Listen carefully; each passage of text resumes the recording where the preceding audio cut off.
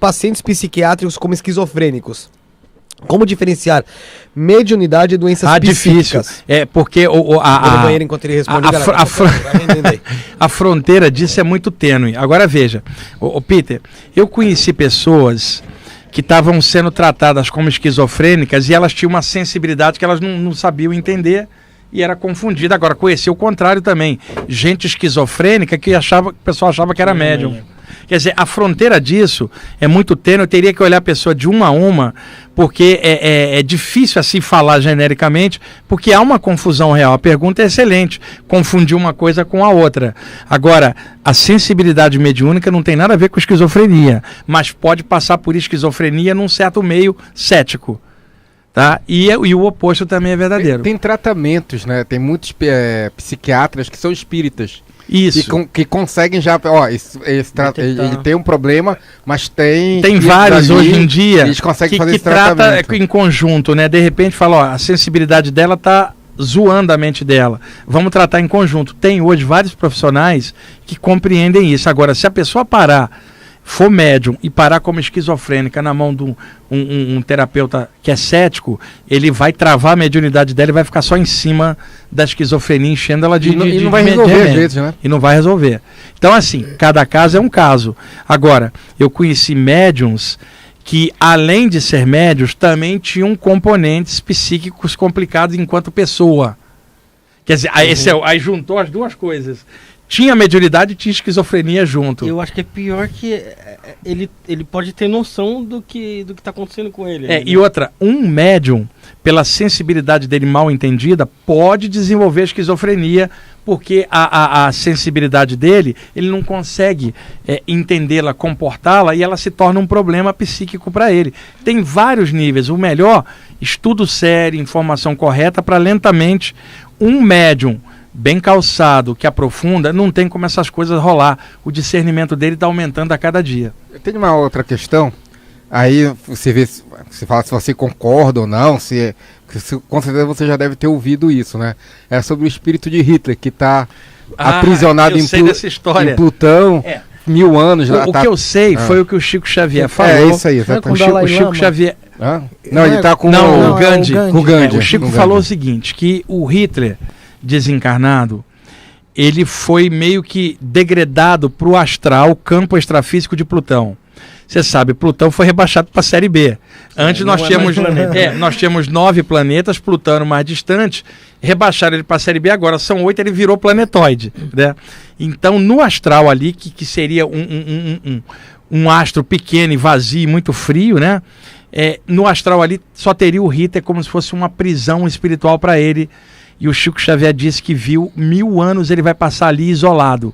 E que o Gandhi desencarnado, o Gandhi, que é um grande cara, teria se oferecido para monitorar ele nesse período dele de quarentena, que eu posso chamar assim, de isolamento.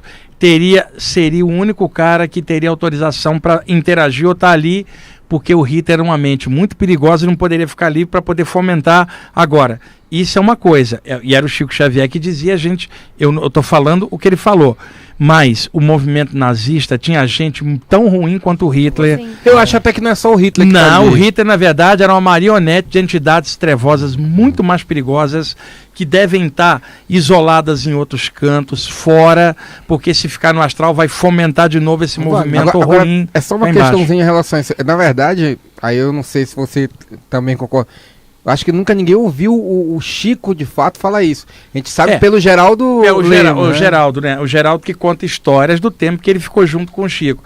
O Chico teria falado isso só para poucas pessoas. Então, eu estou falando em cima do que o Geraldinho, né, que é um bom pesquisador também na área espírita, falou que o Chico teria dito, porque provavelmente o Chico falava muita coisa nos bastidores que não falava em público, coisas que ele achava que ia dar impacto, e as pessoas que estavam em volta foram guardando essas histórias.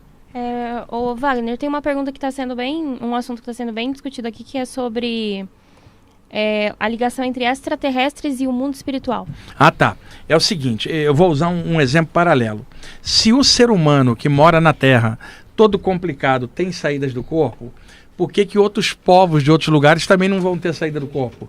Já que o meio comum, a origem nossa, é uma causa primária só, que é a origem espiritual. Então imagina a seguinte possibilidade: uma nave, tá, em órbita lá fora, bem longe do alcance dos nossos satélites, para não detectá-la. Os caras lá, sejam de que tipo for, deitam seus corpos em cápsulas de animação suspensa, cuidada, projetam-se para fora do corpo, Peter, e vêm aqui para a Terra serem invisíveis para nós. Seria um método perfeito de pesquisar outra raça. Eles não te veem, não roubam tua nave, não te atacam, e você pode observar essa cultura natural, de uma forma né? invisível, você estando fora do corpo. Aí, Peter, você tem uma saída do corpo e dá de frente com um desses caras fora do corpo. Seria um contato extrafísico com um extraterrestre que também está fora. Segundo ponto: o extraterrestre em algum lugar deve desencarnar em algum ponto do tempo de vida daquela forma física daquele lugar. Ele pode vir desencarnado e trabalhar no astral da Terra, igual um médico sai daqui e vai trabalhar numa comunidade carente para dar uma ajudinha. Aí você sai do corpo, bate de frente com ele, ele é um desencarnado de outro lugar. E terceira, a possibilidade do encontro cá embaixo, que é mais difícil, você com o corpo, ET com o corpo, que são os contatos que a ufologia estuda normalmente. Então, a quantidade de relatos hoje de pessoas que supostamente veem extraterrestres aumentou muito. Por que eu sei disso?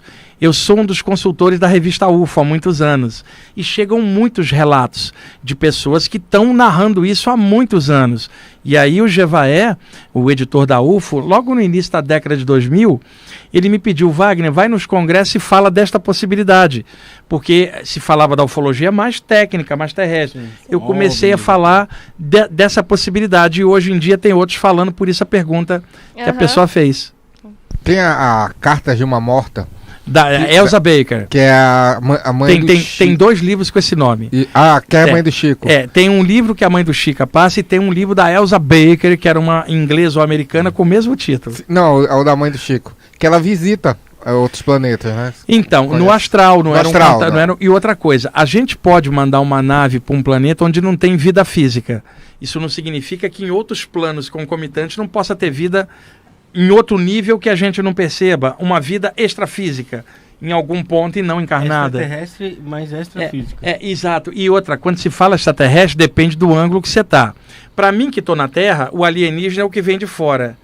Se ele estiver no lugar dele, eu for até lá, o alienígena sou eu. Sim, é. Então o alienígena é o que veio de fora. E isso depende do contexto aonde você está no momento. Outra coisa, Peter, terrestre é só o corpo.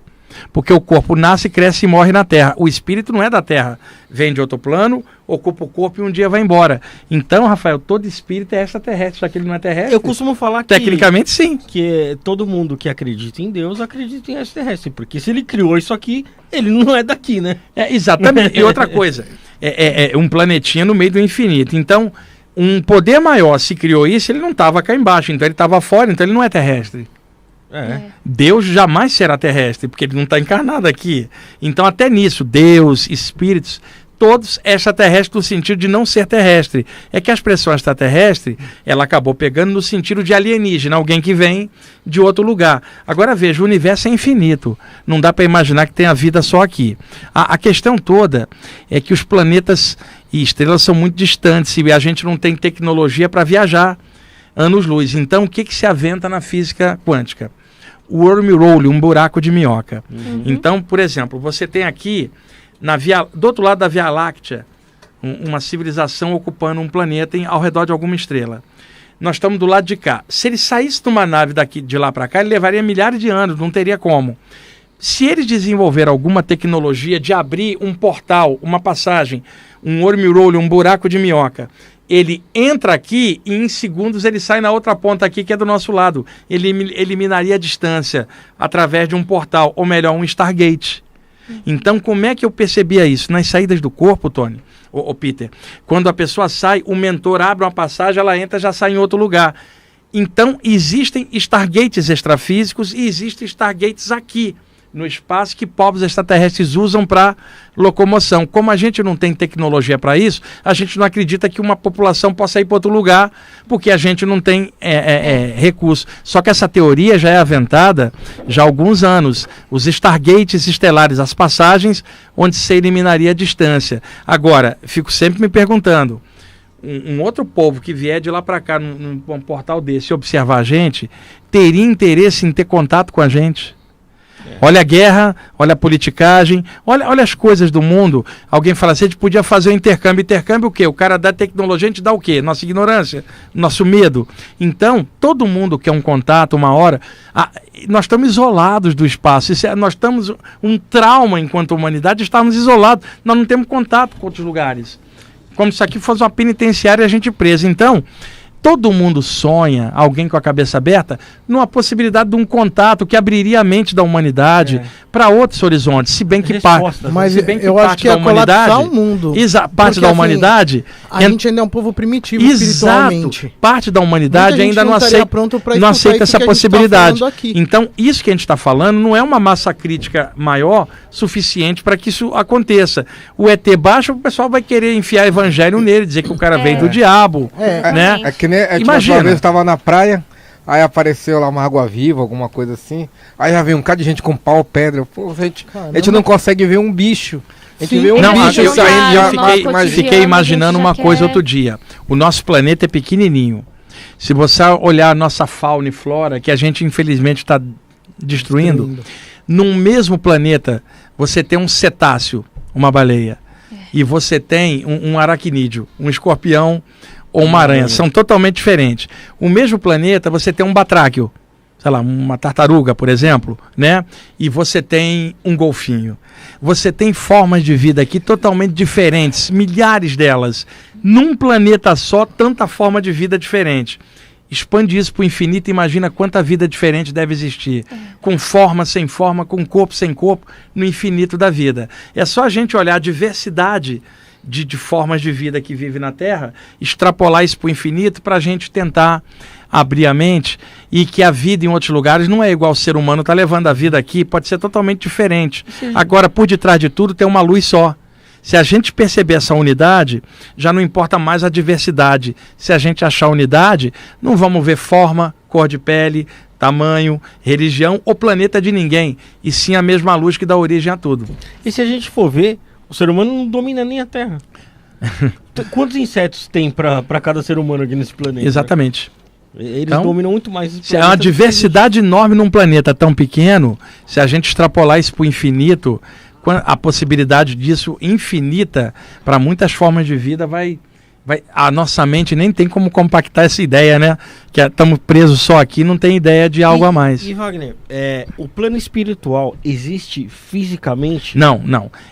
Quando você fala, é uma confusão que tem na parte espiritual.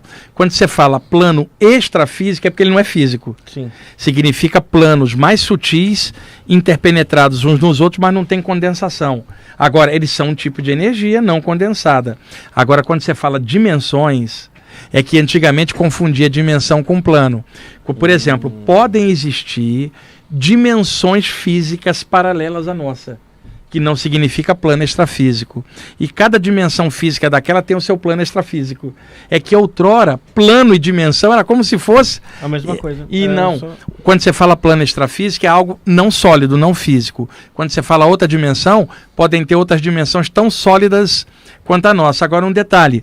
Existe a possibilidade de universos paralelos e alguém, por exemplo, fala assim, existem 1000 outros Rafaéis em 1000 planos paralelos. Só que tem um detalhe, porque muita gente caiu nessa armadilha. Tudo é possível, é admissível que possa ter outros Rafaéis, mas quem paga o aluguel nesse plano é esse aqui. Então, muita gente começou a usar como desculpa, tipo assim, isso que eu fiz, esse ato estranho, porque eu fui influenciado por outros eus e outros... Nada disso. Você é influenciado por você mesmo. Pode ter 1000 cópias suas, quem paga o aluguel aqui é você. Porque senão fica usando a desculpa dessa coisa paralela para justificar o baixo nível aqui. E outra coisa, pode ter 1000 outros eus, o responsável por você aqui é você aqui agora. Então não adianta o conceito de multiverso, de dimensões paralelas, se eu estou mal resolvido aqui agora comigo mesmo nesse lugar. É possível. Então, mas se é possível, como é que eu vou saber qual que é o Felipe verdadeiro? Então, aí é que tá. Suponhamos que existisse 1000 Filipes, qual que é o verdadeiro? Não interessa, quem paga o aluguel aqui é você. O meu aluguel sou eu que pago. Seja efetivo e prático. Quem está aqui agora é você. Então não interessa os outros 999. Mas existe essa possibilidade? Existe, mas se você for falar original, todo mundo é cópia de Deus. tecnicamente falando. Então, o original é um. Sempre. A gente é a centelha vital e isso deve existir em outros planos, outras dimensões. E não é importante quantos Rafaéis existem. É importante que esse Rafael esteja bem resolvido aqui e agora. Porque não adianta, por exemplo, será que tem outro Rafael sem dívida? Não interessa se não paga a tua dívida. Não vai fazer você. Então é isso que eu estou falando. O conceito teoricamente existe, mas na prática põe o pé no chão no aqui e agora. Para não dar viajada na Helmans Airline, que é a viajada na maionese astral. Você acha que a gente